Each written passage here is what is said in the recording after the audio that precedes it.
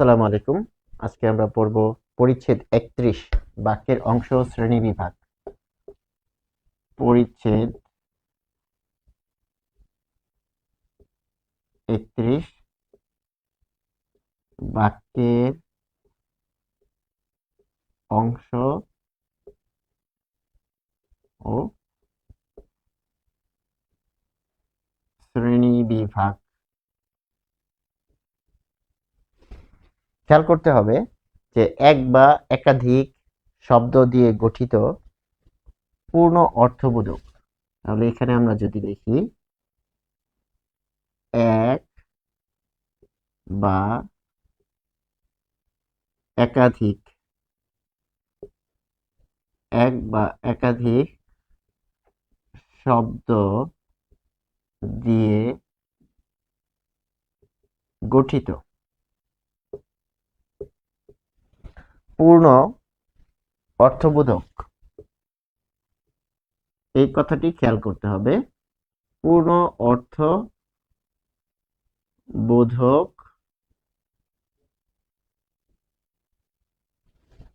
ভাষিক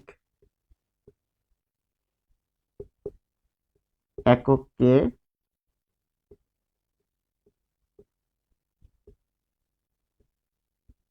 বাক্য বলে।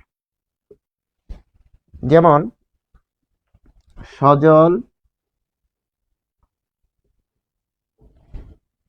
সজল ও লতা বই পড়ে। এখানে খেয়াল করতে হবে যে সজল ও লতা আমরা কখন বলছি, যে সজলের ক্ষেত্রে আমরা যে বলি যে দুটি এখানে শব্দ রয়েছে, সজল ও লতা বই পড়ে। এখানে খেয়াল করতে হবে আরেকটি বাক্য আমরা লিখব যেটি বইয়ে নেই। প্রভাতে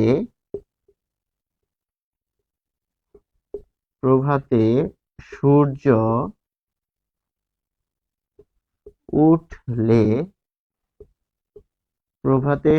উঠলে, ডট ডট ডট এরকম দিয়ে রাখতে। খেয়াল করতে হবে যে এখানে আমরা কি লিখছি, যে এক বা একাধিক, একটু বড় করে লিখি, এক বা একাধিক। তাহলে খেয়াল করতে হবে, দেখুন আমরা বাক্যের সংজ্ঞাটাকে এখানে চেনে নেব এই উদাহরণের আলোকে। তাহলে এক বা একাধিক কখন একটা শব্দেও বাক্য হতে পারে সেটি আমরা একটা উদাহরণ দিব। দেখা যাক, আপনি প্রশ্ন করলেন যে তুমি কি বাড়ি যাবে, একজন উত্তর দিল হ্যাঁ। তাহলে প্রশ্ন হচ্ছে তুমি কি বাড়ি যাবে, উত্তর কি? উত্তর হচ্ছে হ্যাঁ। তাহলে দেখুন, এই যে একটা মাত্র শব্দ দিয়ে কিন্তু আপনি এখানে উত্তর দিলেন বা একটি বাক্য গঠন করলেন। ফলে কেউ যদি প্রশ্ন করে ডু ইউ নো হিম, তুমি তাকে চেনো, ডু ইউ নো হিম, তুমি তাকে চেনো, তখন একজন উত্তর দিল ইয়েস, শুধু এইটুক বলল, তাই না, যে ইয়েস। এই যে এখানে আনসার হচ্ছে ইয়েস, তাহলে এটিও একটা শব্দ দিয়েও বাক্য হতে পারে। ফলে এটি আমরা ক্লিয়ার হলাম। এবারে দেখুন একাধিক শব্দ এখানে কি বোঝাচ্ছে, সজল ও লতা বই পড়ে। তাহলে কি এখানে একটা মাত্র শব্দ রয়েছে? মোটেও নয়, 1 2 3 4 5। ফলে এখানে 5টি শব্দ রয়েছে, তাহলে দিয়ে গঠিত। তার মানে বাক্যটা গঠন হলো। বাক্য গঠনের কিছু নিয়ম রয়েছে, সেটি আমরা এখানে পরে বলছি। পূর্ণ অর্থবোধক কথাটা ব্যাখ্যার দাবি রাখে। পূর্ণ অর্থবোধক বোঝানোর জন্য আমরা নিচের বাক্যটি খেয়াল করব। দেখুন, বাক্য হতে হলে তিনটি যোগ্যতা লাগে। যোগ্যতা।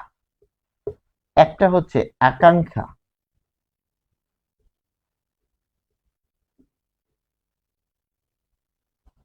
দ্বিতীয়ত হচ্ছে আসক্তি, 3 হচ্ছে যোগ্যতা। তাহলে তিনটি শর্ত লিখলে সুবিধা হয়, তিনটি শর্ত একটা বাক্য গঠনের ক্ষেত্রে। তাহলে আকাঙ্ক্ষা কি?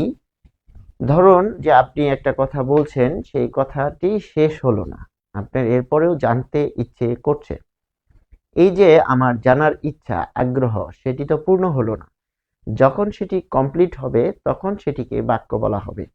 ফলে এই যে আকাঙ্ক্ষা, সেটি এখানে কিন্তু পূরণ হয়নি। প্রভাতে সূর্য উঠলে, প্রভাতে সূর্য উঠলে কি? প্রভাতে সূর্য উঠলে বই পড়তে হয়। প্রভাতে সূর্য উঠলে হাঁটাহাঁটি করা ভালো। প্রভাতে সূর্য উঠলে আমি পড়তে বসি। প্রভাতে সূর্য উঠলে বাবা মা হাঁটতে বের হন।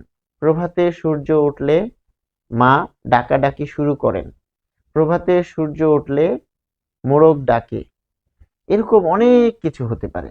তার মানে কি, এই নিচের বাক্যটি, এটি আমরা কি বলবো, যে এটি একটি অপূর্ণ বাক্য। অপূর্ণ কোন অর্থে?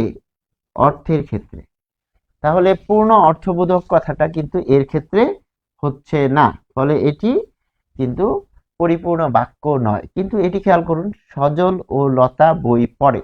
দেখুন এখানে একটা অসমাপিকা ক্রিয়া ব্যবহার হয়েছে, কিন্তু এখানে সমাপিকা ক্রিয়া ব্যবহার হয়েছে। সমাপিকা ক্রিয়া কি করে?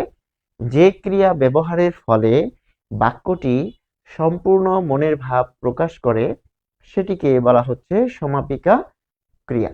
ফলে এখানে পড়া ব্যবহার করার কারণে এটি পূর্ণতা লাভ করেছে। তাহলে পূর্ণ অর্থবোধক কথাটা আমরা বুঝতে পারলাম। এরপর আসি ভাষিক একক। ভাষিক একক বলতে কি বোঝায়?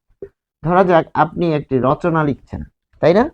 তো রচনা যখন লিখছেন, তাহলে এরকম রচনায় যদি 10টা 100টি বাক্য থাকে, 100টি বাক্য, এটা মিলে একটা রচনা, একটা রচনা।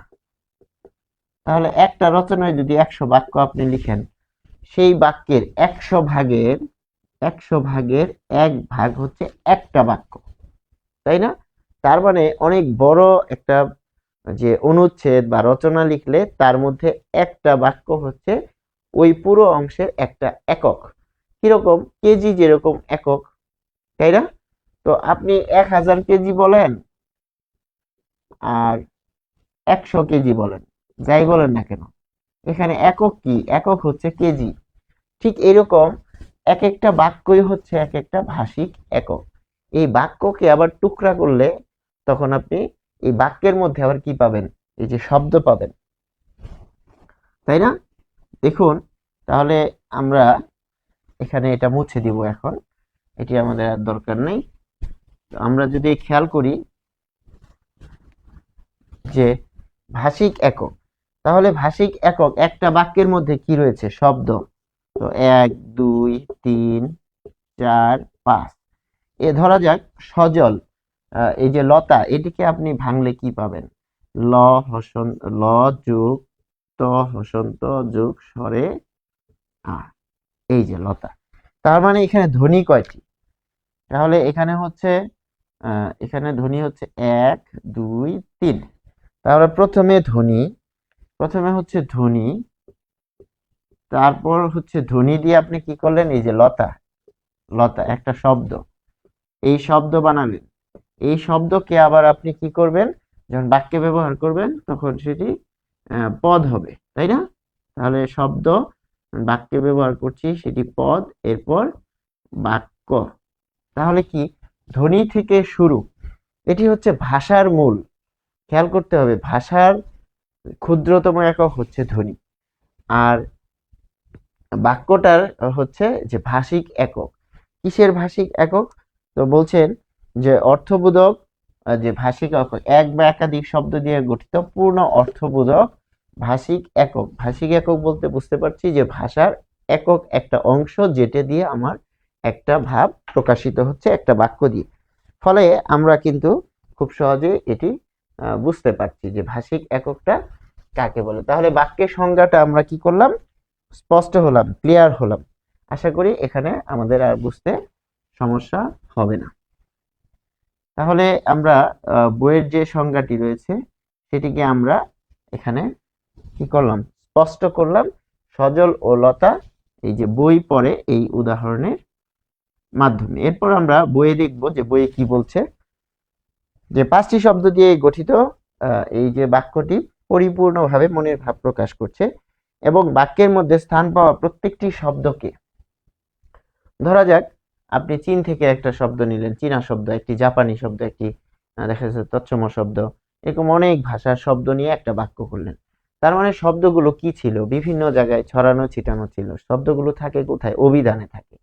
সেই শব্দগুলো আমরা পড়ে জানি, অর্থ বোঝার চেষ্টা করি। যখন সেগুলো আমরা জানি, ওগুলো দিয়ে আমরা বাক্য গঠন করি। অর্থাৎ সে ছিল, ধরেন কেউ ছিল ঢাকায়, কেউ ছিল রংপুরে, কেউ ছিল ময়মনসিংহ, কেউ ছিল চিটাগাং, কেউ আছে সিলেটে। এখন 5 জায়গা থেকে আপনি 5 জনকে নিয়ে আসলেন। ধরুন এটা একটা আসন, হ্যাঁ, তো আসন এখানে হচ্ছে আপনি একটা টিম গঠন করলেন। এই টিমটার নাম হচ্ছে ধরেন যে শাপলা, ঠিক আছে, এটা শাপলা দল, শাপলা দল। ফুটবল বা ক্রিকেট খেলায় কি দল গঠন করে না? তো দল গঠন করে সবার বাড়ি কি একই জেলায় হয়? হয় না। তাহলে ধরুন সিলেটে একজন ছিল, একজন ধরুন সিলেট, তারপর একজন হচ্ছে ময়মনসিংহ, একজন রংপুর, একজন ঢাকা, একজন রাজশাহী। তাহলে 5 জন 5 জায়গা থেকে, কিন্তু এনে আপনি কি করলেন, দল গঠন করলেন। দলের নাম কি, শাপলা। তাহলে এখানে বসালেন 1 2 3 4 5, এই 5 জনকে আপনি নিয়ে আসলেন, 1 2 3 4 5। ধরেন এগুলো হচ্ছে শব্দ। তাহলে একে যখন বসিয়ে আপনি দল গঠন করলেন, সেই দলের মধ্যে তারা কি, এটা হচ্ছে সদস্য, দলের সদস্য। ঠিক এইরকম শব্দ তো বিভিন্ন রকম আছে। এই বিভিন্ন রকম শব্দকে যখন আপনি বসালেন কোথায়, একটা সিস্টেমের মধ্যে বসালেন, সেটি হচ্ছে কি, আসত্তি। আসত্তি কি, আসত্তি হচ্ছে সুশৃঙ্খল পদবিন্যাস। অর্থাৎ মানে শব্দগুলো কে কার পরে বসবে ওই সিস্টেম। যেমন পরীক্ষার হলে আমরা কি করি, রোল 1, তাই না, এরকম এই যে এরকম সিট ফেলাই, রোল 1, তারপরে ধরুন 2 3, তারপরে ধরুন 4, এখানে 5 6, এরকম সিট ফেলি। তার মানে শৃঙ্খলতা, ডিসিপ্লিন মেনে। ঠিক এরকম আসক্তি হচ্ছে বাক্য গঠনে আরেকটা শর্ত। অর্থাৎ কে কার পরে বসবে এবং বসার পরে সেটা যদি সঠিক যোগ্যতা প্রকাশ করে তখন সেটি বাক্য হবে। যোগ্যতা কি, ধরুন বললেন যে বৃষ্টি পড়লে ব্যাপক গরম লাগে। সাজিয়েছেন আপনি, একটা সিলেট থেকে শব্দ নিয়ে আসছেন, একটা রাজশাহী থেকে নিয়ে আসছেন, নিয়ে এসে যে যেখানে রোল নাম্বার অনুযায়ী বসিয়েছেন, কিন্তু তারা অর্থ দিচ্ছে উল্টো, তখন কিন্তু সেটি বাক্য হবে না। এর জন্য বাক্য হওয়ার 3টি শর্ত রয়েছে। আকাঙ্ক্ষা মানে কিছু জানার ইচ্ছা হবে, ওটা আপনার পূর্ণ করতে হবে। আসক্তি, কে কার পরে বসবে এটা ঠিক করতে হবে। আর যোগ্যতা হচ্ছে বসানোর পরে তারা সঠিক অর্থ প্রকাশ করছে কিনা, সেটি হচ্ছে যোগ্যতা। ফলে সজল ও লতা বই পড়ে যখন আমরা বলছি, তার মানে এক একটি শব্দ, সজল এক জায়গায় ছিল, লতা এক জায়গায় ছিল, বই এক জায়গায় ছিল, ক্রিয়াপদ পরে আরেক জায়গায় ছিল।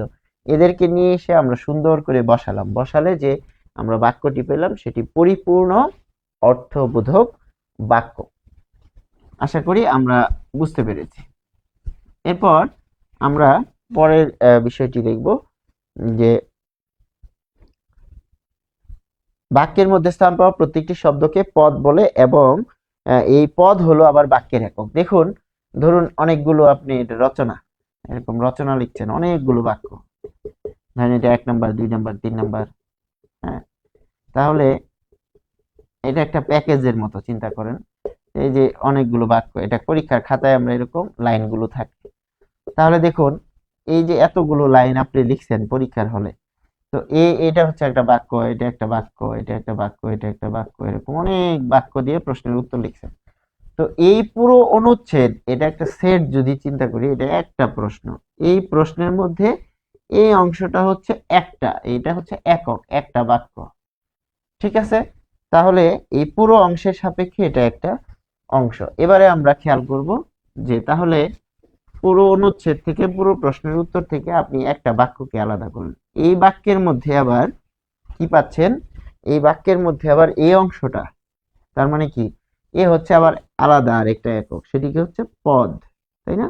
এটা একটা পদ। ফলে এই যে আমরা বলছি প্রথমত পুরো অনুচ্ছেদের আলোকে একটা বাক্য হচ্ছে একটা ভাষিক একক, আবার বাক্যের মধ্যে এই পদ বা শব্দ হচ্ছে আরেকটা ভাষিক একক, এবং এই পদ হলো বাক্যের একক। তাহলে আমরা কি বলছি, পদ হচ্ছে বাক্যের একক, এটি খেয়াল করতে হবে। পদ হচ্ছে বাক্যের একক, খেয়াল করুন। আবার ভাষার একক ধ্বনি,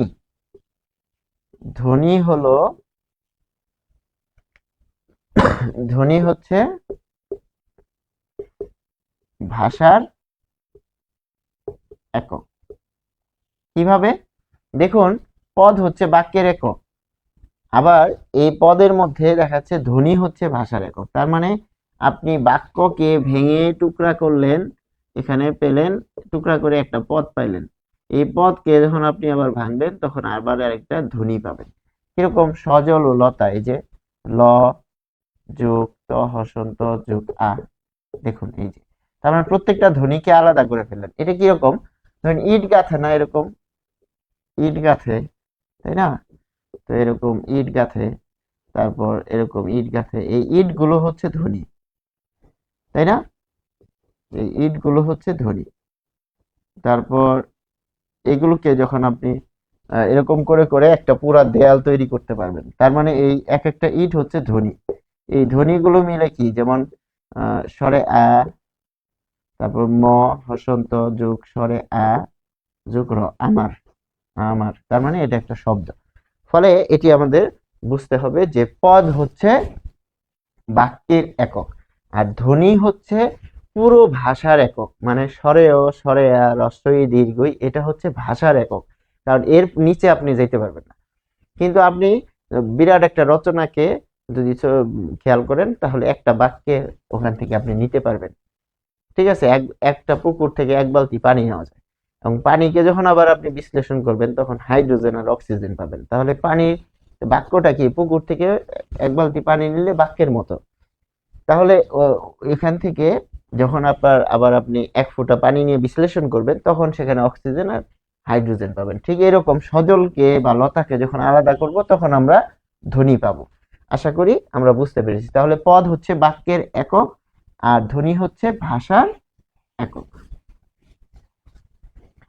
এই যে আমরা এখানে ব্যবহার করি বিভিন্ন রকম পদ, তো ফলে এখানে বলছে উপরে বাক্যে সজল লতা ও বইগুলো হচ্ছে বিশেষ্য।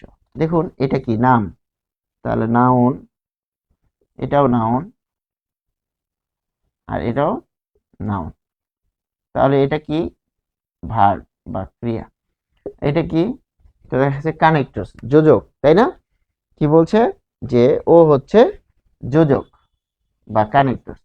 তাহলে একটা বাক্য গঠন করতে গেলে বিভিন্ন রকম পদ আসে, সেটি নাউন হতে পারে, প্রোনাউন হতে পারে, তারপর সেখানে প্রয়োজন অনুযায়ী যোজক লাগে, বিভক্তি লাগে, বচন লাগে, অনেক কিছু লাগে, বিভিন্ন রকম লগ্নক, লগ্নক মানে যেগুলো শব্দের সাথে যুক্ত হয়, যেমন বিভক্তি যুক্ত হয়, তারপর দেখা যাচ্ছে যে সেখানে বচন যুক্ত হতে পারে, বলক যুক্ত হতে পারে, এরকম অনেক কিছুই হতে পারে।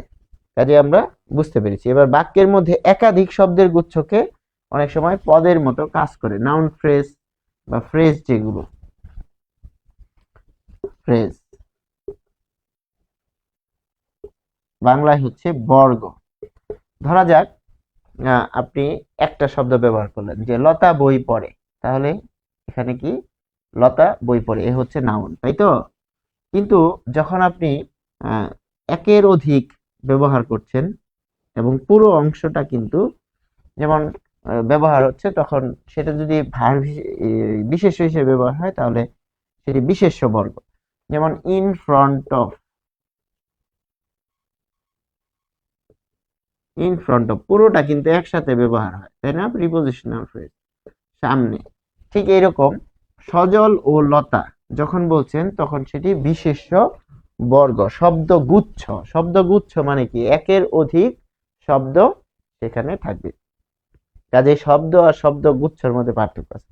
বর্গ কি, দেখুন এই যে আমরা বলি যে চারদিকেই সমান থাকে, তাই না? তো এরকম বর্গ, টু স্কোয়ার যখন বলছেন তখন টু গুণন টু সমান সমান ফোর, স্কোয়ার মানে দুইবার থাকবে। তাহলে এখানে বর্গ বলতে বোঝানো হচ্ছে শব্দগুচ্ছ, এবং সেই শব্দগুচ্ছ যদি বিশেষ্যকে বোঝায়, দেখুন এখানে বিশেষ্য বোঝাচ্ছে, তাই এটিকে বলা হচ্ছে বিশেষ্য বর্গ। বিশেষ্য বর্গ, তার মানে বর্গ কি, দেখুন এখানে বিশেষ্য কয়টা আছে, একের অধিক রয়েছে। তারপর ধরুন গোলাপটি দেখতে খুব সুন্দর, গোলাপটি গোলাপটি দেখতে দেখুন সুন্দর, সুন্দর যখন বলছেন তখন এটি কিন্তু অ্যাডজেক্টিভ, তাই না? অ্যাডজেক্টিভ। কিন্তু যখন বলছেন খুব সুন্দর, তাহলে অ্যাডজেক্টিভ কয়টা, দেখুন দুইটা, তাহলে এটি হচ্ছে বিশেষণ বর্গ। বিশেষণ বর্গ। আশা করি আমরা বুঝতে পেরেছি। তাহলে এখানে আমরা বলছি যে বাক্যের মধ্যে একাধিক শব্দ গুচ্ছ অনেক সময় পদের মতো কাজ করে, তখন সেই একাধিক শব্দের গুচ্ছকে বর্গ বলা হয়। তাহলে সজল ও লতা হচ্ছে বর্গ, আরো সুনির্দিষ্ট করে বললে সেটি বিশেষ্য বর্গ। এটি বোঝানোর জন্য আমরা বিশেষণ বর্গের উদাহরণও দিয়েছি। তার মানে বর্গ হচ্ছে একের অধিক এখানে শব্দের গুচ্ছ থাকবে, এবং সেটি দেখাচ্ছে বিশেষ্য হতে পারে, বিশেষণ হতে পারে, তারপর ক্রিয়া হতে পারে, ক্রিয়া বিশেষণ হতে পারে, সেটি বর্গ অধ্যায়ে আমরা আরো ডিটেলস পড়ব। কাজেই এই যে আমরা এখানে একটি বাক্য লিখছি, তার বহুমাত্রিক পরিচয় কিন্তু আমরা এখানে পেলাম। বহুমাত্রিক মানে বিভিন্ন রকমের পরিচয় কিন্তু আমরা পাচ্ছি এখানে। এরপর আমরা দেখব যে সাধারণত বাক্যের তিনটি অংশ থাকে। ঠিক আছে, বাক্যের কয়টা অংশ থাকে, তিনটা অংশ থাকে। তাহলে এটি হচ্ছে বাক্যের অংশ। এতক্ষণ আমরা বাক্য চিনলাম, এখন আমরা পড়বো যে বাক্যের অংশ, তাই না? এখানে বলা হচ্ছে বাক্যের অংশ। তাহলে বাক্যের অংশ হচ্ছে তিনটি। কিরকম? কর্তা, কর্ম, ক্রিয়া, সাধারণত এটা থাকে। তাহলে দেখুন আমি একটা উদাহরণ লিখি, আমি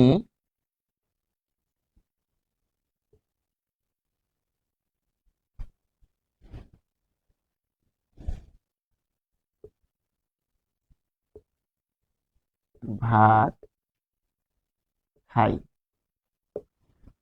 আমি ভাত খাই। তাহলে এখানে আমি কি, কর্তা, কর্ম কি, ভাত, আর খাই হচ্ছে ক্রিয়া। বোঝা গেল? তাহলে বাক্যের অংশ সাধারণত কয়টা থাকে, তিনটা। কিরকম? কর্তা এক, তারপরে দুই হচ্ছে কর্ম, তিন হচ্ছে ক্রিয়া। তো এটাকে আমরা এভাবে লিখতে পারি, subject plus object plus verb. এটা হচ্ছে বাংলা ক্ষেত্রে স্ট্রাকচার। অর্থাৎ এই যে আসক্তি বলছিলাম না কিছুক্ষণ আগে, অর্থাৎ একটা শব্দ কে কোথায় বসবে, এটি হচ্ছে আসক্তি। স্ট্রাকচার মেনে বসতে হবে, গঠন মেনে বসতে হবে। রোল একের পরে রোল দুই বসবে, রোল দুই তো আগে বসতে পারবে না। ইংরেজিতে আবার কিন্তু সেটি, দেখুন, আই ইট রাইস। তাহলে ইংরেজিতে কি, এটি হচ্ছে subject plus object plus verb. দেখুন এটি হচ্ছে বাংলা গঠন রীতি, S S O V, S V O, S V O, এটি হচ্ছে বাংলা। আর ইংরেজিতে হচ্ছে I eat rice, S V O, এই স্ট্রাকচারে বসবে। আর বাংলায় হচ্ছে আমি ভাত খাই, তাহলে এস ও ভি, অর্থাৎ সাবজেক্ট অবজেক্ট ভার্ব। এটির বাংলা হচ্ছে সাবজেক্ট কর্তা, অবজেক্ট কর্ম, ভার্ব ক্রিয়া। আশা করি আমরা বুঝতে পেরেছি। তাহলে বাক্যের অংশ কয়টি? তিনটি। এবং এই যে বাক্যের অংশ আমরা পেলাম তিনটি, বাক্যের ক্রিয়াকে যে চালায় সে হচ্ছে কর্তা। দেখুন সজল ও লতা বই পড়ে, ক্রিয়াকে চালনা করছে। ধরা যাক যে একটা গাড়ি, তাই না? লিমন গাড়ি চালাচ্ছে, চালায় বা চালাচ্ছে, এটি লিখলাম। তাহলে কে গাড়ি চালাচ্ছে, কাজটা কে করছে, যে কাজটা করে, এই যে চালানো, এটা হচ্ছে ক্রিয়া। তাহলে লিমন চালাচ্ছে, গাড়ির এরকম ধরে চালাচ্ছে, তাই না? তাহলে কে কাজটা করছে, সে হচ্ছে সাবজেক্ট। আর কাকে নিয়ে কাজটা করছে, ক্রিয়াকে যদি প্রশ্ন করুন কি বা কাকে, কি বা কাকে দ্বারা প্রশ্ন করলে কর্ম পাওয়া যায়, তাহলে এখানে ভার্ব হচ্ছে পড়ে, পরে কে প্রশ্ন করব যে সজল ও লতা কি পড়ে, উত্তর আছে বই পড়ে। তার মানে পড়ে হচ্ছে সকর্মক ক্রিয়া, অর্থাৎ আপনি ক্রিয়াকে প্রশ্ন করলে যদি উত্তর পান তাহলে সেটি সকর্মক। বই পড়ে, সজল ও লতা বই পড়ে, কি পড়ে, বই পড়ে। সজল ও লতা কাকে পড়ে, সজল ও লতা কাকে বললে উত্তর পাওয়া যাচ্ছে না, একটা পেলেও সকর্মক, দুইটা পেলেও সকর্মক। তাহলে আমরা কি পাচ্ছি, যে পরে যে কাজটা করে, কারা কাজটা করছে, সজল ও লতা, তাহলে এটা হচ্ছে সাবজেক্ট, কর্তা। তারপর কর্তা কাকে, কোন একটা বিষয় নিয়ে কাজটা করে, বিষয়টা হচ্ছে এখানে কর্ম। তাহলে বই পড়ে, কি করে, কি পড়ে, বই পড়ে। ফলে এখানে আমরা পাচ্ছি যে সেটি হচ্ছে কর্ম, বই হচ্ছে কর্ম এবং পড়ে হচ্ছে ক্রিয়া। তাহলে আমরা কি পেলাম, বাক্যের অংশ তিনটি, এক কর্তা, দুই কর্ম, তিন ক্রিয়া। এরপর আমরা আরেকটু বিষয় দেখব যে প্রত্যেকটা বাক্যের দুটো অংশ থাকে, ঠিক আছে? প্রত্যেকটা বাক্যের প্রত্যেক উদ্দেশ্য ও বিধেয় দুটি অংশে ভাগ করা যায়। উদ্দেশ্য, তাহলে উদ্দেশ্য কি,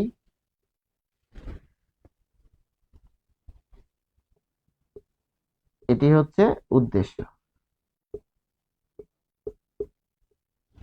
উদ্দেশ্য সম্পর্কে বলা হচ্ছে যে বাক্যের যে অংশে কারো সম্পর্কে বলা হয় সেই অংশ হচ্ছে উদ্দেশ্য। তাহলে বাক্যের যে অংশে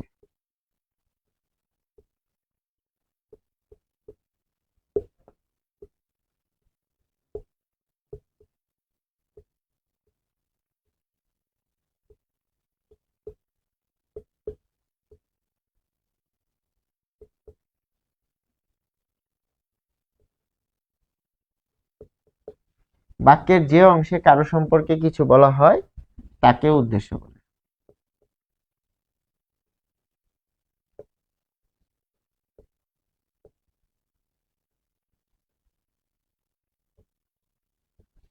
খেয়াল করুন যে বাক্যের যে অংশে কারো সম্পর্কে, এখানে যে বই পড়ে কার সম্পর্কে বলা হচ্ছে, কে বই পড়ে বা কারা পড়ে, কারা কাজটা করছে, তাহলে সজল ও লতা সেটি হচ্ছে বাক্যের উদ্দেশ্য।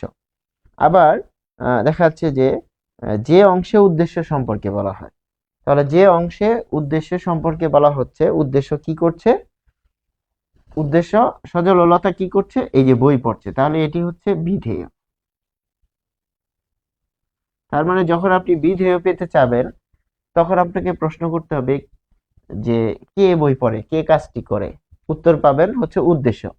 উদ্দেশ্য পেতে হলে এই প্রশ্ন করতে হবে। আর উদ্দেশ্যকে যদি প্রশ্ন করেন যে উদ্দেশ্যর কাজ কি বা সাবজেক্টরা কি করতেছে, তাহলে বাকি অংশটুকু সাবজেক্টরা যে কাজটা করতেছে সেটি হচ্ছে বিধেয়। আশা করি আমরা বুঝতে পেরেছি উদ্দেশ্য এবং বিধেয় অংশটুকু।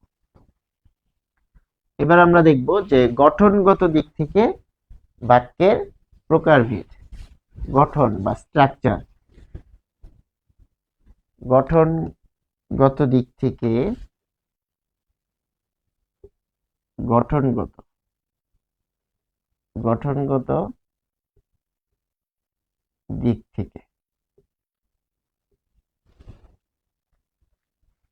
তাহলে গঠনগত দিক থেকে আমরা কি পাচ্ছি, ধরা যাক আমার হাতে যে এখানে কলমগুলো রয়েছে সেই কলমগুলো নিয়ে যদি আমরা বলি, তো এই যে একটি মার্কার, ধরা যাক এই নীল মার্কার, এটা চীন থেকে আনা হয়েছে, কথার কথা এটি হচ্ছে জাপান থেকে আনা হয়েছে এবং এটি সিঙ্গাপুর থেকে আনা হয়েছে। তাহলে এটাকে আমরা কি বলবো, এটা হচ্ছে উৎস। উৎস কি, তাহলে ধরুন যে আপনি এখান থেকে আনলেন চায়না, এটা হচ্ছে জাপান, এটা হচ্ছে ধরেন যে সিঙ্গাপুর। বিভিন্ন জায়গা থেকে আপনি প্রোডাক্ট এনে এই বাংলাদেশে ধরেন যে এখানে রাখলেন, তাই তো, এখানে রাখলেন। তাহলে এটা হচ্ছে উৎস, হ্যাঁ, সোর্স, কোথা থেকে আসতেছে, এটা কিন্তু উৎস। উৎস আর গঠনের মধ্যে পার্থক্য আছে, আমাদের দেখতে হবে গঠনগত দিক থেকে। গঠনগত দিক থেকে বাক্য, তাহলে গঠনগত দিক থেকে মানে কিভাবে গঠিত, কিভাবে গঠিত। তাহলে কিভাবে গঠিত, এখন আপনাকে যদি প্রশ্ন করা হয় যে এটার রাসায়নিক বিশ্লেষণ করো, যে এই কলমের মধ্যে কি কি আছে বা এই কলম কিভাবে গঠিত হয়েছে, তার মানে বাক্য বিভিন্ন উৎস উৎস দিয়ে আমরা বোঝার চেষ্টা করলাম। যেমন শব্দ বিভিন্ন জায়গা থেকে আসে, তাহলে সেটা উৎস, কিন্তু শব্দ কিভাবে গঠিত হয় সেটা কিন্তু আরেকটা বিষয়। যেমন ধরুন এই যে চন্দ্র, তাই না, এটা কিন্তু তৎসম শব্দ, তার মানে এটা এসেছে তৎসম থেকে। কিন্তু এখন আমি যদি ধরেন যে চলন্ত, একে যদি প্রশ্ন করেন, তো এটি আপনি কি পাবেন, চল যোগ অন্ত, তার মানে এটি কিভাবে গঠিত হয়েছে, এটা হচ্ছে প্রত্যয় যুগে গঠিত হয়েছে, প্রত্যয় যুগে। তাহলে প্রকৃতি প্রত্যয় যুগে গঠিত হয়েছে, শব্দ কিন্তু কিভাবে গঠিত হয়েছে একরকম, আর কোথা থেকে শব্দ পাওয়া গেছে সেটা একরকম, যদি কোথা থেকে আনেন সেটা হচ্ছে উৎস। ঠিক এরকম বাক্য যখন আমরা দেখছি সেটির গঠনগত দিক থেকে, অর্থাৎ বাক্যটা কিভাবে গঠিত হয়েছে সেটি আমাদের জানতে হবে, কিভাবে গঠিত হলো, অর্থাৎ বাক্য গঠনের নিশ্চয়ই উপায় রয়েছে, এবং গঠনগত দিক থেকে বাক্যকে বলা হচ্ছে তিন ভাগে, কিভাবে গঠিত এখন দিক থেকে তিন ভাগে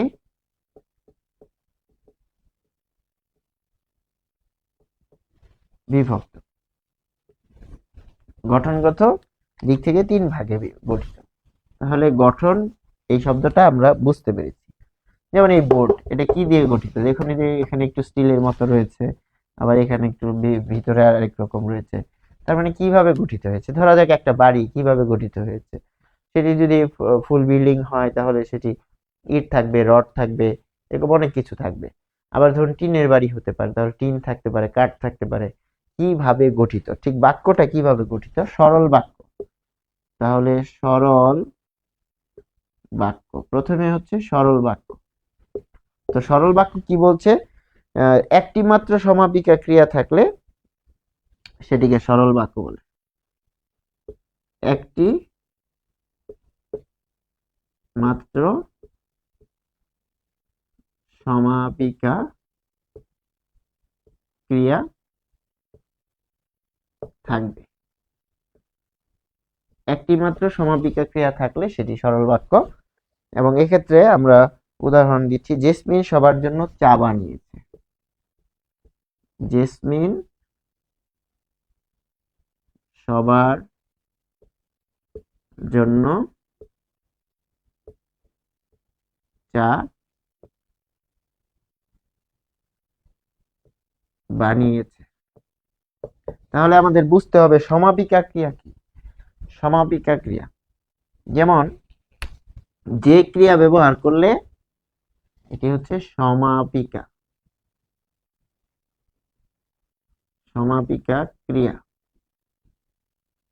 আরেকটা উদাহরণ দিব, যে ধরুন যে সজল বই পড়ে, দেখুন এটাও সমাপিকা ক্রিয়া। কিন্তু এখানে দেখুন আরেকটা উদাহরণ লিখব, প্রভাতে সূর্য উঠলে, প্রভাতে উঠলে সে বইটি পড়িতে, সে বইটি পড়িতে ডট, এরকম দিলাম। দুটি বাক্য লিখেছি, দুটি সমাপিকা ক্রিয়া। দেখুন কেন, জেসমিন সবার জন্য চা বানিয়েছে, সমাপিকা ক্রিয়া কেন হচ্ছে, যে বানিয়েছে শব্দটি, ক্রিয়াটি বসানোর পরে বাক্যটি পরিপূর্ণ অর্থ লাভ করেছে। এবং এরপরে কিন্তু আমার কিছু জানার ইচ্ছা করছে না। কিন্তু যখন বলছেন প্রভাতে সূর্য উঠলে, প্রভাতে সূর্য উঠলে কি, আমি হাঁটতে বের হই, প্রভাতে সূর্য উঠলে আমি পড়তে বসি, প্রভাতে সূর্য উঠলে মা ভাত রান্না করেন, অনেক কিছু হতে পারে। তার মানে এখানে আকাঙ্ক্ষা থাকছে না। তার ফলে এই যে এখানে ক্রিয়াটা, এটি হচ্ছে অসমাপিকা ক্রিয়া। অসমাপিকা ক্রিয়া। অসমাপিকা ক্রিয়া কারণ কি? এই ক্রিয়া আমাকে কি দিচ্ছে না, পরিপূর্ণ ভাব প্রকাশ করছে না। তারপর সে বইটি পড়িতে, পড়িতে দেখুন, সে বইটি পড়িতে থাকিবে, সে বইটি পড়িতে নিয়েছিল, তো সেই বইটি পড়িতে আগ্রহ দেখালো না, অনেক কিছু হতে পারে। অসমাপিকা ক্রিয়ার চেনার উপায় হচ্ছে এখানে এই যে লে থাকে, তে থাকে, এরকম আবার এ থাকে, সে কাজটি করে বেড়াতে গেল। একই বাক্যে সমাপিকা এবং অসমাপিকা ক্রিয়াও থাকতে পারে এবং তখন সেটি আবার যৌগিক ক্রিয়া। যৌগিক ক্রিয়া, ক্রিয়া অধ্যায়ে কিন্তু এইটি আমরা আলোচনা করেছি যে যৌগিক ক্রিয়া কোনটা। ফলে সমাপিকা অসমাপিকা একসাথেও বসতে পারে, আলাদাও বসতে পারে। যদি সেটি পরিপূর্ণ ভাব প্রকাশ করে সেটি হচ্ছে সমাপিকা ক্রিয়া। তাহলে একটি মাত্র সমাপিকা ক্রিয়া থাকবে সরল বাক্যে। জেসমিন সবার জন্য চা বানিয়েছে, এটি একটি সমাপিকা ক্রিয়া, তাই এটি একটি সরল বাক্য। সজল বই পড়ে, তাহলে এটিও কিন্তু কি যে দেখাচ্ছে সরল বাক্য। তাহলে সমাপিকা ক্রিয়া যদি আমরা না চিনি, সরল বাক্যের মধ্যে ঝামেলা তৈরি হবে।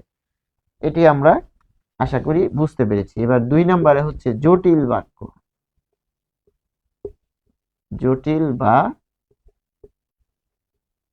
মিশ্র বাক্য, দুইটা নাম।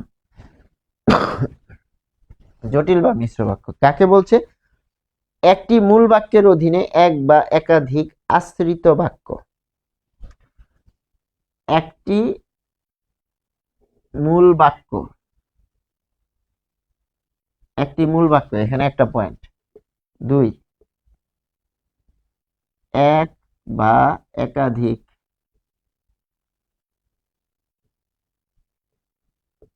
অধীন বাক্য।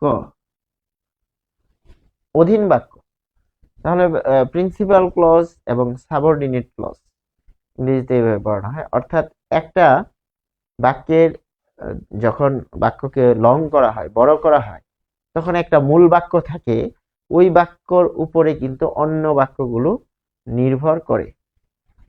যেমন একটা বাক্য লিখি, I know the person who came here. ধরেন এই বাক্যটা লিখলেন, তাহলে এখানে যদি ফুল স্টপ দেন কি হবে? আই নো দ্য পারসন, আমি ব্যক্তিটিকে চিনি, বাক্য শেষ। কিন্তু এখানে যদি এটা আপনি বলেন হু কেম হিয়ার, তাহলে হু কেম হিয়ার, দেখুন এ হচ্ছে এর উপর নির্ভরশীল, এ হচ্ছে বস, তাই না?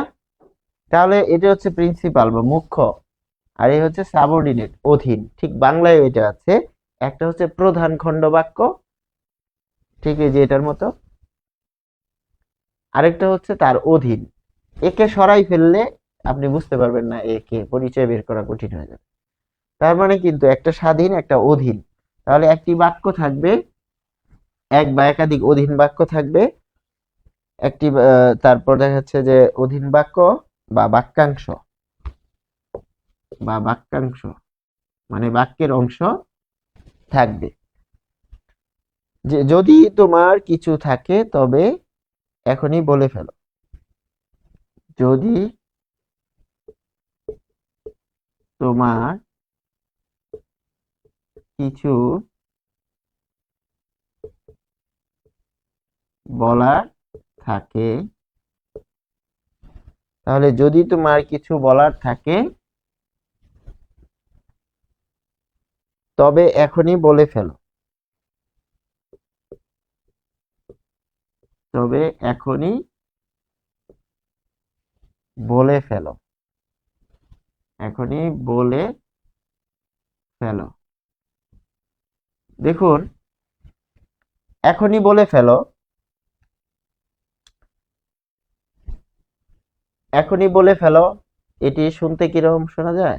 আর যদি তোমার কিছু বলার থাকে সেটি কিরকম শোনা যায়?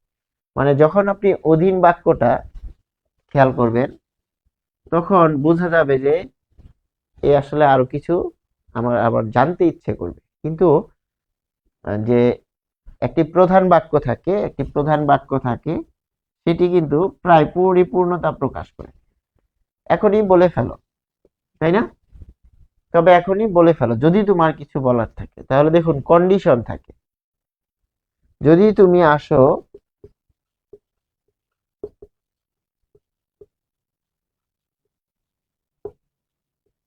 তবে আমি যাব।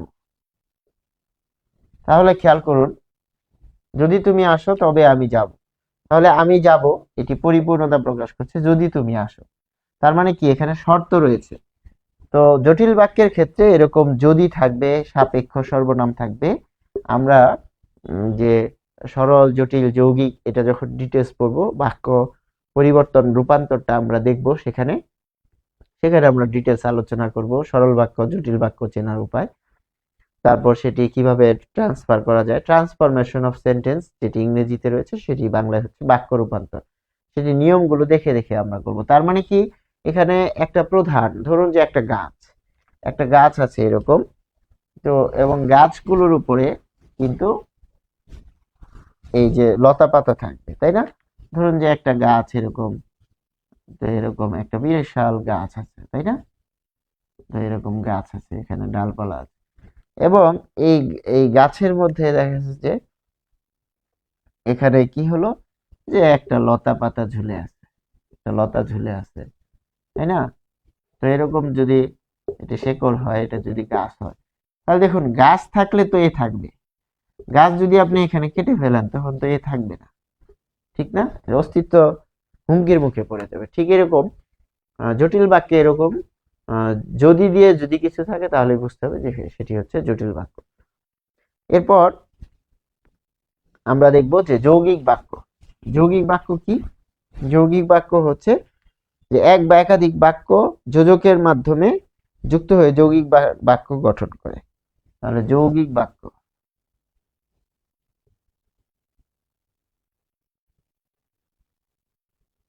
এক বা একাধিক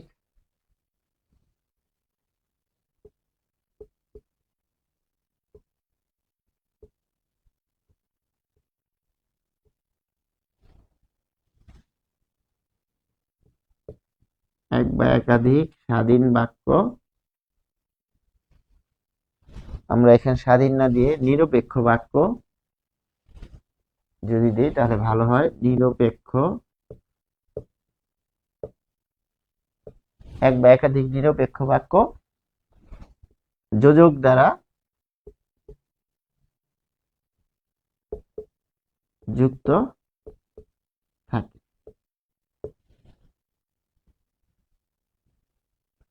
তাহলে আমরা যদি বলি সে ভালো ছাত্র,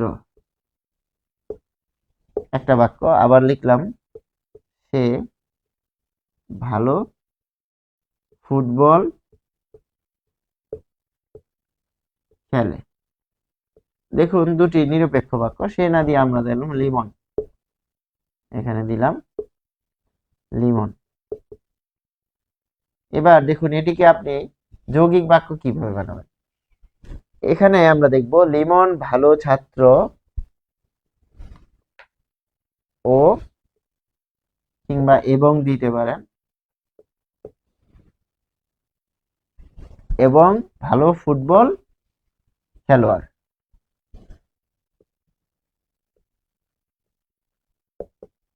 তাই না? এই বাক্য, তাহলে লিমন ভালো ছাত্র এবং বা ও ভালো ফুটবল খেলোয়াড়। তাহলে এই যে দেখুন দুটি বাক্যকে আপনি কানেক্ট করে ফেললেন, যৌগিক বাক্য। আমরা যে বাক্যগুলো ব্যবহার করি লেখার জন্য, তো সেখানে প্রচুর যৌগিক বাক্য আমরা ব্যবহার করি নিজের অজান্তে, এবং সেখানে কানেক্ট যোজক দিয়ে আমরা ব্যবহার করি। ফলে আমরা পাচ্ছি যে বিভিন্ন রকম একাধিক যে নিরপেক্ষ বাক্য সেটি যুক্ত হয়ে কি হয়, সেখানে একটি যৌগিক বাক্য গঠন করে। যৌগিক মানে কি? যৌগিক মানে হচ্ছে সেখানে একের অধিক বিষয় থাকবে। যৌগিক, মৌলিক মানে সেটি কিন্তু আর বিশ্লেষণ করতে পারবেন না, ভাঙতে পারবেন না। যৌগিক বাক্য তার মানে একের অধিক বাক্য, সামহাও তারা কানেক্টেড থাকবে, যুক্ত থাকবে, এবং এক্ষেত্রে যোজক অনেক বড় ভূমিকা পালন করে, কারণ যোজকগুলো দিয়েই আমরা যুক্ত করি।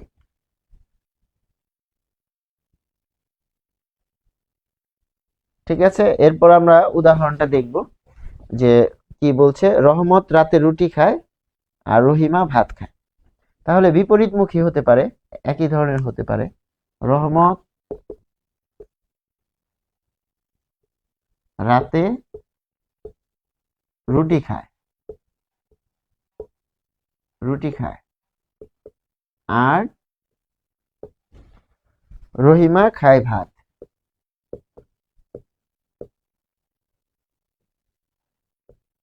রহিমা খায় ভাত। দেখুন এখানে এখানে এটা হচ্ছে যোজক, কানেক্ট করছে, তাই না? তাহলে একটি বাক্য হচ্ছে রহমত রাতে রুটি খায়, বাক্য শেষ। এখানে দাঁড়িয়ে দিলেই বাক্য শেষ। আর এখানে হচ্ছে রহিমা ভাত খায়, তাহলে এটিও বাক্য শেষ। এই দুইটা বাক্যকে আপনি কানেক্ট করলেন, যুক্ত করলেন কি দিয়ে? আর দিয়ে। ফলে এই যে একের অধিক বাক্যকে আপনি যুক্ত করছেন সেটিকে বলা হচ্ছে যৌগিক বাক্য। তারপর আমরা দেখব যে বাক্যের যে ক্রিয়া থাকা না থাকার উপরে নির্ভর করে সক্রিয় বাক্য। তাহলে বাক্যের বিধেয় অংশে ক্রিয়া থাকা না থাকা সক্রিয়। এক হচ্ছে সক্রিয়, সক্রিয়, স মানে সহ, কি সহ? এই যে ক্রিয়া সহ, সক্রিয় বাক্য। অর্থাৎ আমরা জানি যে একটা বাক্যে উদ্দেশ্য থাকে এবং বিধেয় থাকে। বিধেয় অংশে কি থাকে? ক্রিয়া থাকে। তো ক্রিয়া যদি না থাকে তখন সেটি অক্রিয়, মানে অক্রিয়া, মানে ক্রিয়া নেই। তাহলে এখানে আমরা উদাহরণ দেখব যে আর হচ্ছে সক্রিয় হচ্ছে ক্রিয়া সহ, আর দুই হচ্ছে অক্রিয়, অক্রিয় বাক্য। অক্রিয় মানে কি? যে বাক্যে ক্রিয়া নেই।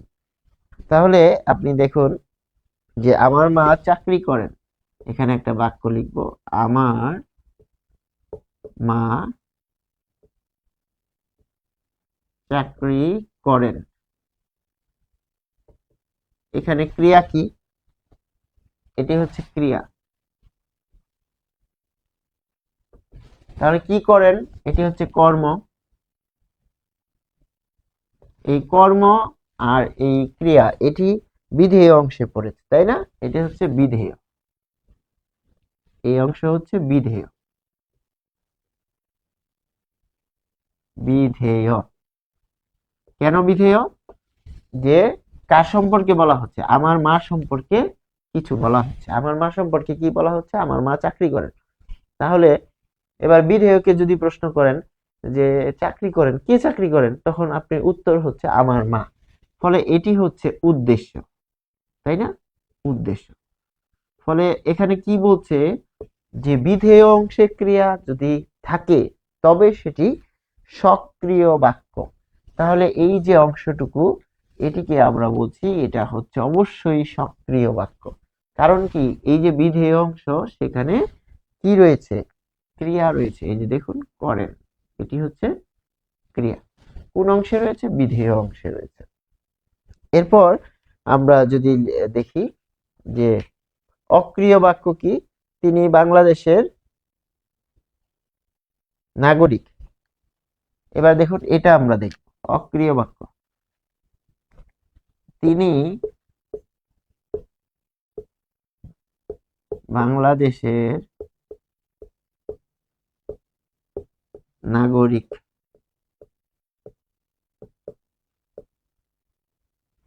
এই যে বাক্যটা আপনি বললেন তিনি বাংলাদেশের নাগরিক, তাহলে কার সম্পর্কে বলা হচ্ছে? তিনি, তাই না? এটা হচ্ছে উদ্দেশ্য, এটা হচ্ছে উদ্দেশ্য। আর এখানে বিধেয় কি?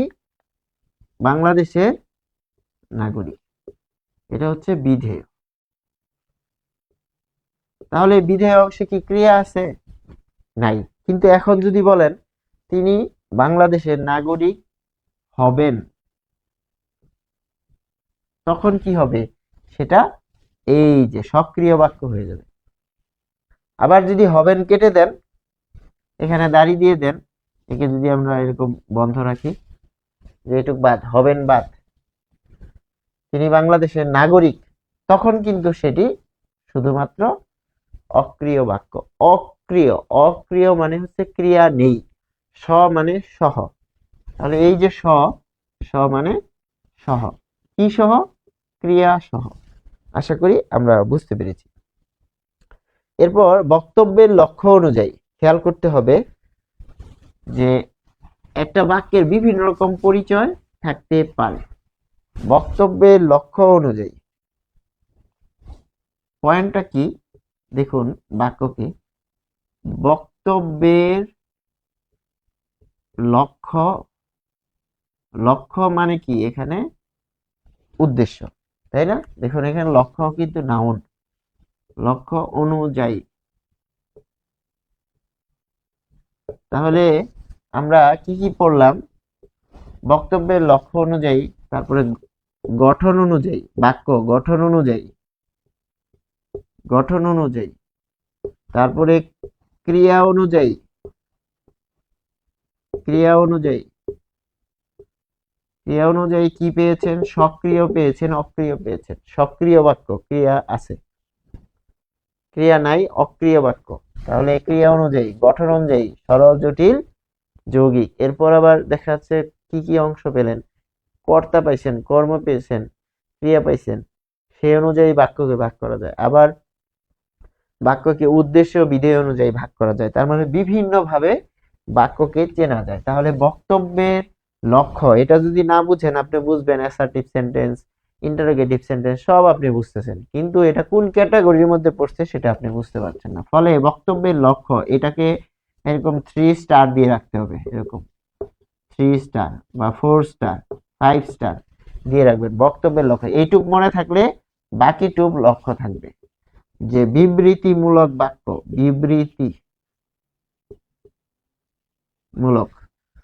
বিবৃতিমূলক বাক্য বা অ্যাসার্টিভ সেন্টেন্স।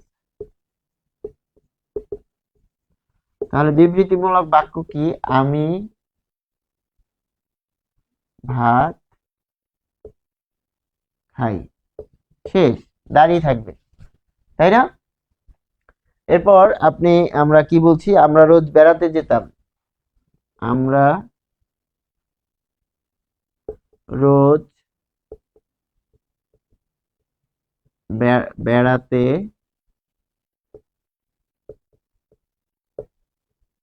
যেতাম, পাস্ট টেন্স।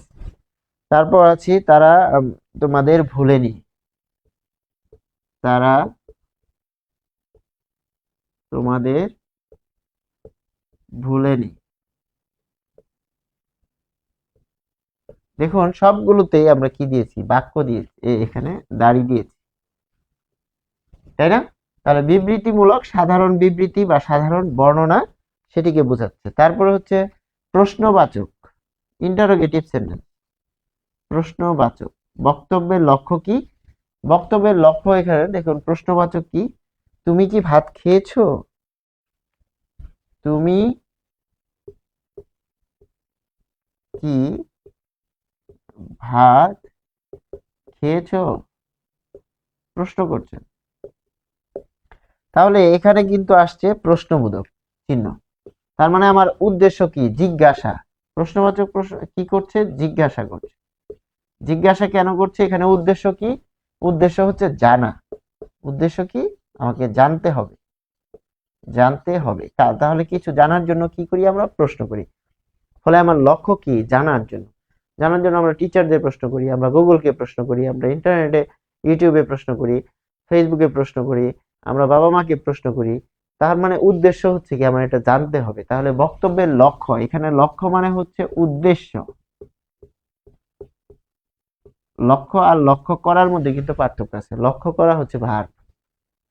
যেমন শিক্ষার্থীরা লক্ষ্য করলো পাখি উঠছে, তাহলে লক্ষ্য করলো, তার মানে দেখলো, একটা কাজ করলো, তাদের কাজটা কি দেখা, কি দেখলো, পাখি উঠছে।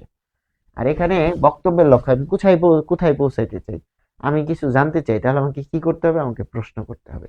এর জন্য এটি হচ্ছে প্রশ্নবাচক। তাহলে ইন্টারোগেটিভ সেন্টেন্স, তুমি কি ভাত খেয়েছো, বই আছে, তোমার নাম কি, সুন্দরবনের কোন ধরনের বনাঞ্চল বলা হয়, এই যে প্রশ্ন করি আমরা, সেগুলো প্রশ্নবাচক। তারপর আমরা একটা ইম্পর্টেন্ট ধরন দেখব, এটি হচ্ছে 3 নাম্বার।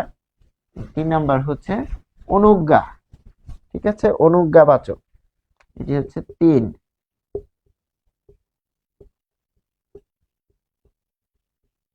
অনুজ্ঞাবাচক বাক্য। অনুজ্ঞাবাচক বাক্য কি, যখন আপনি কোনো কিছু মানে জন্য আদেশ দিবেন, আদেশ, নিষেধ, তারপর অনুরোধ, আদেশ, নিষেধ, অনুরোধ, তারপর প্রার্থনা,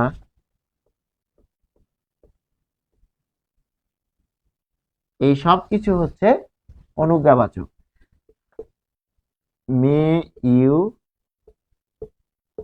লিভ লং, এই দেখুন, মে, তুমি দীর্ঘজীবী হও, কি করছেন, প্রার্থনা করছেন। তাহলে খোদা, আপনি এরকম বাংলায় লিখছেন, খোদা তোমাকে দীর্ঘজীবী করুন, প্রত্যাশা করছি। তারপর এটা হচ্ছে প্রার্থনা। হ্যাঁ, এরপর আমরা বললাম যে দয়া করে, দয়া করে 1 গ্লাস পানি দাও, অনুরোধ, দয়া করে 1 গ্লাস পানি দাও, অনুরোধ। তারপর নিষেধ, ওদিকে যাবে না, ওদিকে যাবে না, তাই না, এটা হচ্ছে নিষেধ। তারপর আদেশ,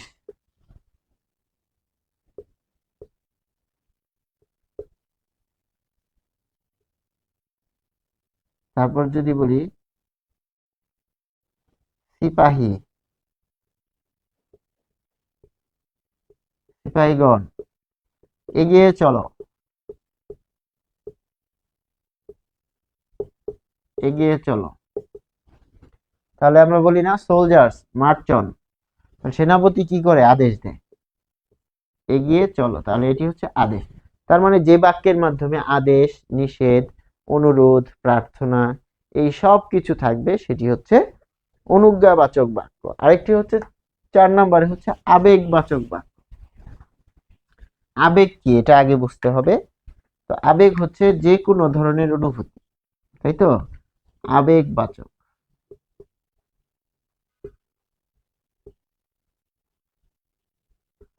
তাহলে আবেগবাচক বাক্য কি বলছে, দারুণ, আমরা জিতে গিয়েছি।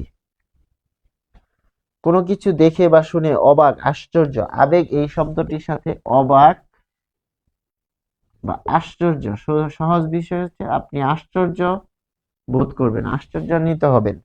তাহলে কি বলছে, দারুণ, দারুণ, আমরা জিতে গিয়েছি। তারপর যদি বলি বাহ, চমৎকার খেলেছো, বাহ, চমৎকার খেলেছো। তারপর আরো বলি, ছি ছি, তুমি এমন কাজ করলে, ছি ছি, তুমি এমন কাজ করলে। তাহলে এখানে দেখুন যে বিস্ময়সূচক চিহ্ন ব্যবহার হবে। তো আমরা বিস্মিত হব, আশ্চর্য বোধ করব, সেটি হচ্ছে বক্তব্যের লক্ষ্য অনুযায়ী আবেগবাচক এরকম বাক্যের মধ্যে। তাহলে আরেকটি আছে যে অতি উঁচু পাহাড়ে উঠে আমি তো ভয়েই মরি, অতি উঁচু পাহাড়ে উঠে আমি তো ভয়েই মরি। তাহলে অত অত উঁচু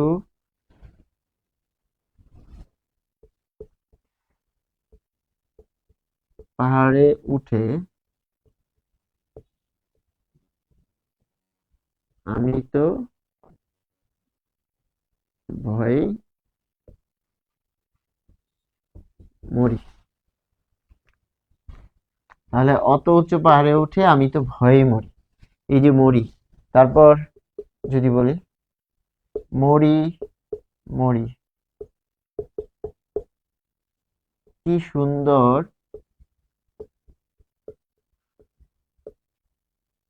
প্রভাতের রূপ।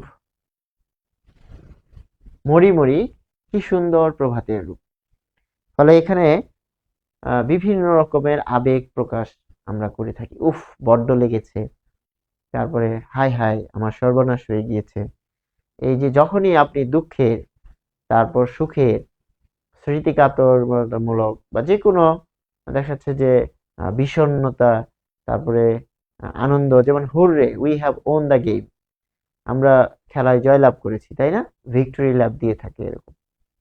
তাহলে তাহলে দেখা যাচ্ছে যে আনন্দ, বিষাদ, দুঃখ, কষ্ট এই সব কিছু আবেগের মধ্যে পড়েছে। আবেগ একটা শব্দ হলেও এর মধ্যে আনন্দ, বিষাদ, দুঃখ, কষ্ট, বেদনা, হতাশা সবকিছু রয়েছে, এবং এটি যখন আমরা প্রকাশ করি তখন আমরা বিস্ময়সূচক চিহ্ন ব্যবহার করে থাকি। ফলে এগুলো আমাদেরকে বোঝাচ্ছে যে এটি হচ্ছে কি আবেগবাচক বাক্য। তাহলে খেয়াল করুন যে বিবৃতিমূলক বাক্যে আমরা দাড়ি ব্যবহার করি বা পূর্ণচ্ছেদ ব্যবহার করি। আর দেখা যাচ্ছে যে প্রশ্নবোধক, যখন আমি জানতে চাই তখন প্রশ্ন করি এবং প্রশ্নবোধক চিহ্ন ব্যবহার করি। তারপর আমরা আবেগবাচক বাক্যে বিস্ময়বোধক চিহ্ন ব্যবহার করি। তার মানে এগুলো কি বোঝাচ্ছে যে আমার লক্ষ্যটা কি? আমার লক্ষ্য হচ্ছে এখানে দুঃখ প্রকাশ করা। হায় হায় আমার সর্বনাশ হয়ে গিয়েছে, এই যে আমি বললাম এটা কি দুঃখ প্রকাশ করলাম। তাহলে দুঃখ প্রকাশ করছি, আমার লক্ষ্য হচ্ছে আমার কথা, ভয়েস বা লেখনী দিয়ে আমি দুঃখটা প্রকাশ করব। তাহলে বক্তব্যের লক্ষ্য, বক্তব্য মানে কি? যে আপনার কথা, তাই না? আপনার কথা, আপনি কিছু বলতে চান, এই যে বলতে চান এটার লক্ষ্য কি, মানে উদ্দেশ্য কি? তাহলে এই উদ্দেশ্য হচ্ছে আমার সর্বনাশকে প্রকাশ করা, তাই না? যে হায় হায় আমার সর্বনাশ হয়ে গেছে, দুঃখ প্রকাশ করা। এবার ধরেন মরি মরি কি সুন্দর প্রভাতের রূপ, আশ্চর্য হয়ে গেছেন রূপ দেখে। আপনার বক্তব্যের লক্ষ্য কি, উদ্দেশ্য কি? আশ্চর্য হওয়া। তারপর আপনার দেখা যাচ্ছে যে উদ্দেশ্য হচ্ছে বাহ চমৎকার খেলেছো, প্রশংসা করা। আপনার উদ্দেশ্য যখন প্রশংসা করা, ধরা যাক আপনার কোনো ছাত্র খুব ভালো খেলেছে, তখন কি বলছেন? যে বাহ তুমি চমৎকার খেলেছো বা তুমি চমৎকার বলেছো, যাই বলুন না কেন। তাহলে আপনার বক্তব্যের লক্ষ্য, বক্তব্যের লক্ষ্য হচ্ছে কি? আমার লক্ষ্য হচ্ছে এখানে প্রশংসা করব। তাহলে প্রশংসা করতে গেলে আমাকে কি লাগবে? আবেগবাচক বাক্য লাগবে। এর জন্য আমি কি করব? বাহ তুমি চমৎকার খেলেছো, এই যে এখানে আমরা প্রকাশ করছি। ঠিক এরকম প্রশ্ন করতে প্রশ্নবোধক বাক্য লাগবে। এরকম ভাবে আমরা কি বাক্যকে চারটা ভাগে এখানে ভাগ করেছি বা পেয়েছি। কাজেই বক্তব্যের লক্ষ্য অনুযায়ী একরকম, আবার গঠন, ধরুন এই মার্কারটা কিভাবে গঠিত হয়েছে, এখানে এখানে কিন্তু কালি রয়েছে, তাই না? এই যে আবার এটা প্লাস্টিক রয়েছে, ভিতরে কিন্তু ফাইবারের মতো রয়েছে, তো দেখা যাচ্ছে যে ফোমের মতো রয়েছে। তো এরকম কি কি দিয়ে গঠিত হলো সেটা গঠন। এর জন্য সরল, জটিল আর হচ্ছে যৌগিক। কাজেই আহ, এই যে বক্তব্যের লক্ষ্য, এটা যদি ভুলে যাই তখন এগুলো বুঝলেও কিন্তু লাভ হবে না। ফলে এটা বুঝে পড়তে হবে। লক্ষ্য মানে কি? আমি এখানে কোথায় পৌঁছাইতে চাই, আমার পৌঁছানোর উদ্দেশ্য হচ্ছে এখানে প্রশংসা করব। আমি প্রশংসা করতে হলে আমাকে এই টাইপের বাক্য ব্যবহার করতে হবে, এবং এই কারণে এই চারটা ক্যাটাগরি আমরা জানতে পেরেছি। আশা করি আমরা বুঝতে পেরেছি। এবং এর মাধ্যমে কিন্তু যে কোনো ধরনের প্রশ্ন আসলে আমরা যদি এখন অনুশীলনী বা আমরা অন্যান্য জায়গা থেকে অনুশীলন করি বা প্র্যাকটিস করি, এবং আমরা যদি এই ভিডিও আবার দেখি, তখন কিন্তু আমাদের আরো স্পষ্ট ধারণা হবে। বারবার একটা পড়া পড়লে সেটি কিন্তু স্পষ্ট ধারণা তৈরি করে।